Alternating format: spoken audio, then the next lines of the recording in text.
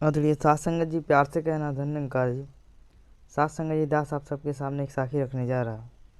आशा है प्रमाण करें। साखी का शीर्षक है गृहस्था आश्रम। एक राजा के राज्य में एक बहुत विद्वान सत्पुरुष आए। राजा ने उन्हें एक प्रश्न पूछा कि महात्मन, गृहस्थाश्रम श्रेष्ठ है अथवा संन्यास आश्रम? महात्मा बोले, गृहस्थाश्रम सर्वश्रेष्ठ है। राजा ने पूछा, क्यों? महात्मा बोले, गृहस्थाश्रम में रहकर सन्यासी जैसा जीवन जी सकते हैं, कर्तव्य की पूर्ति करके मोक्ष की प्राप्ति कर सकते हैं। राजा बोले, महात्मा कृपा करके इस बारे में विस्तार से बताएं। महात्मा बोले, कल सुबह मैं तुम्हें विस्तार से बताऊंगा। दूसरे दिन सुबह राजा और महात्मा घोड़े पर बैठकर जंगल की ओर निकले। एक घने जंगल में पहुंचने के बाद महात्मा राजा को अकेला छोड़कर वहां से चले गए। राजा को महात्मा पर बड़ा क्रोध आया। दोपहर का समय हो गया था। राजा की जोर की प्यास लगी। पानी ढूंढते ढूंढते शाम हो गई। अंत में एक तालाब मिला, जिसका पानी पीकर राजा एक पेड़ के नीचे बैठ गया। उसे भूख भी लग रही थी।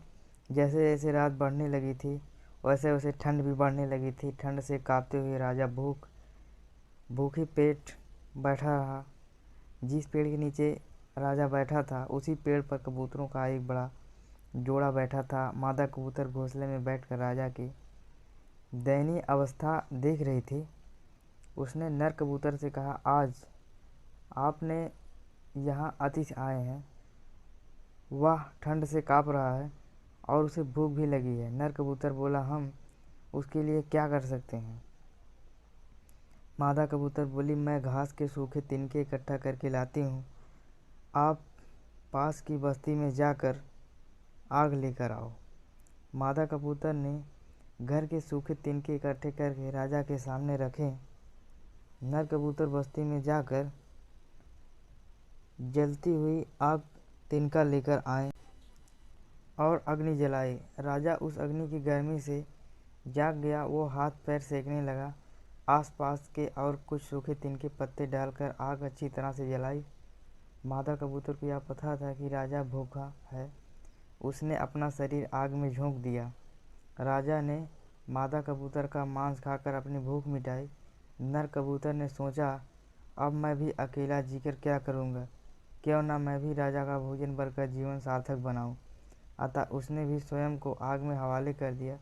इस प्रकार राजा को भरपेट भोजन मिला। आग के पास उसे अच्छी नींद आ गई। सुबह जल्दी उठकर महात्मा भी घोड़े पर सवार होकर जंगल में पहुंच। राजा ने आंखें खोली तो देखा महात्मा सामने खड़े थे। राजा के कुछ बोलने से पहले महात्मा बोले, क्यों राजा, तुम्हें तुम्हारे प्रश्न का उत्तर मिल गया अथवा नहीं? राजा बोले, महात्मा, मेरे समझ में कुछ नहीं आया। आप मुझे इस जंगल में अकेले छोड़कर क्यों चले गए थे? राजा को शांत करते हुए महात्मा बोले, कल रात के प्रसंग याद आई है तुम्हें? महात्मा कबूतरों की आत्मसमर्पण करने वाली घटना को स्पष्ट करते हुए बोले, केवल गृहस्थाश्रम में ही अतिथि की सेवा एवं सत्कार संभव है। जिस गृहस्थाश्रम में कबूतरे के जोड़े जैसी भावना होती है, वही गृहस्थाश्रम सर्वश्रेष्ठ है। साथ संगत जी, प्यार से कहना धन्यवाद।